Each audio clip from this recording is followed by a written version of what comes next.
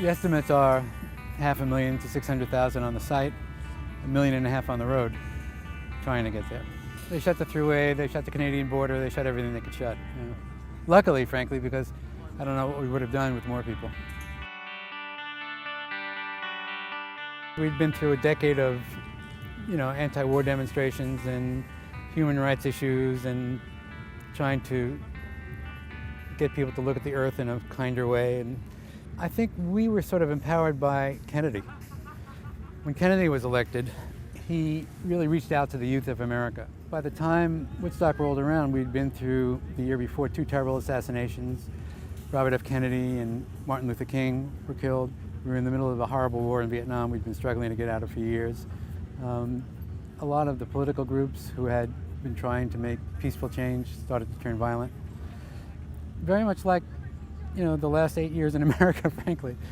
I went to just about every major show that summer and that spring to see what was going wrong, because there was violence at pretty much every one of them. Incidents with the cops, tear gassing, that kind of thing. And I discovered that it was, those were confrontations that were pretty much set up. They were defending the gates. They were defending their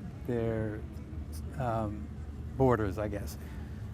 And within the festivals also, there were people who were there to enforce things rather than to help things. So when we planned it to be a festival that would welcome everybody. People with tickets and people without tickets. If you didn't have a ticket, you could come in, you had free campgrounds, there was a free kitchen if you didn't have money to buy food, there was free stages where the acts would go and play afterwards.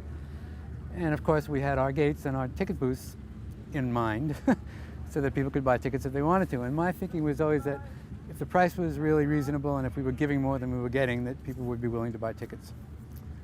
So we had sold, going into the final week, about 130,000 tickets. And unfortunately or fortunately, we never got the gates finished, the gates up actually. The ticket booths were never rolled into place, and most of the fences were down anyway. So by the time we announced it as a free festival, everybody already knew it was a free festival. So we were just stating the obvious. From Richie Haven's opening, which will always be my favorite because it's when I knew the sound system worked, to the newer acts that we booked, which was fun for me, people who hadn't been seen before in the States. Joe Cocker, for example, Crosby, Stills, Nash & Young, Santana, hadn't even recorded then. And then, of course, those really amazing moments like Hendrix at the end of the festival closing with the Star Spangled Banner, echoing everything that we've been through for most of our lives. Performance-wise, the highlight for me was Sly and the Family Stone. The energy he created with the audience, this back and forth. Live performance is about that. It's about what the audience gives back to the performer. I've never seen anything like that in my life. Because most of the bands were part of the counterculture, the things they wrote about were the things we were concerned with. It was really, they were all of a fabric together. And so when everybody looked out and saw how many of us there were, we were all sort of amazed. There were disappointments for some of the acts. I mean, the Dead were not happy with their performance. The Who in particular, who were not of our counterculture, who wanted nothing to do with it, frankly, and who were pissed off to be there, at least Pete was, did an unbelievable set, and it changed their career.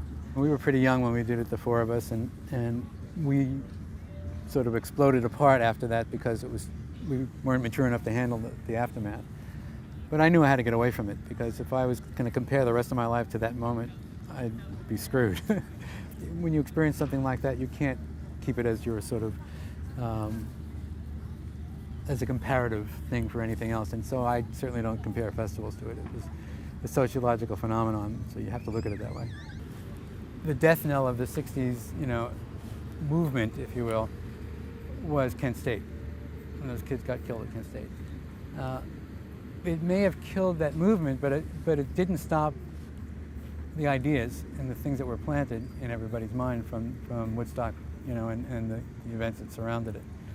And I think those things have germinated around and fallen into the background and then come back in a very strong way. I mean, in normal sort of daily life, you look at what you have, even if you're a good person and you want to help the guy next to you, you get yours first, take care of your own, and you take care of the next guy if you can.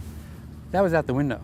It was, what I have, you have, what you have, I have. I mean, Janis Joplin said it from the stage, look to your left, that's your brother, look to your right, that's your sister. And people believed it and experienced it. And I think I've talked to thousands of people over the years who've come up to me because they recognize me from the movie or whatever, and the thing that everybody has said is that it changed their life. And I think that's what the life-changing thing was, that you suddenly related differently to the human family around you.